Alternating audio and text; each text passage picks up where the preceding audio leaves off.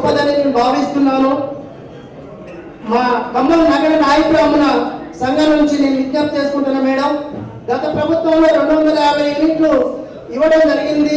చాలా సంతోషకరమైన విషయం. ఆ విధంగానే ముందుకు పోవాలని ఈ ప్రభుత్వాన్ని కూడా కోరుకుంటున్నాం. అట్లనే ఇంతవరకు నాయ బ్రాహ్మణులకి చాలా విషయాల్లో గుర్తింపు లేదు. రాజకీయంగా గుర్తింపు లేదు, కులపరంగా గుర్తింపు లేదు. వాస్తవానికి ఇప్పుడు అన్ని రంగాల్లో ఉన్నాం, వైద్య రంగంలో ఉన్నాం, సన్నయ్య రంగంలో ఉన్నాం.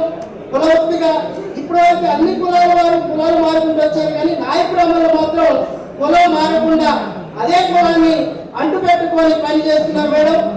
అంతవరకు ఆ కులాన్ని చైతన్యపరచడంలో నాయ బ్రాహ్మణులు చాలా ఏకైకంగా ఉన్నారు మేడం. కులాన్ని రాజకీయంగా పరిగణలో తీసుకోవాలి మేడం.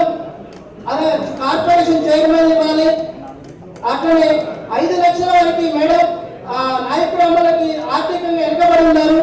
వాళ్ళని సపోర్ట్ చేయడానికి ఆర్థికంగా ఒక 5 లక్షల రూపాయలు ప్రభుత్వం నుంచి లోన్లు ఇచ్చేటట్టు ప్లాన్ చేయాలి మేడం.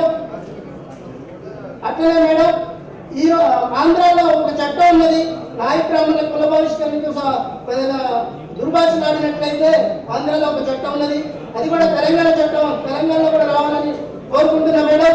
మీరు ఈ బీసీ కులాలకి వెళ్ళదనుకున్నందుకు నా ప్రత్యేక ధన్యవాదాలు మేడం. అట్లనే బీసీ సంఘం తరఫున మళ్ళీ ప్రత్యేక ధన్యవాదాలు madam. Thank you so much.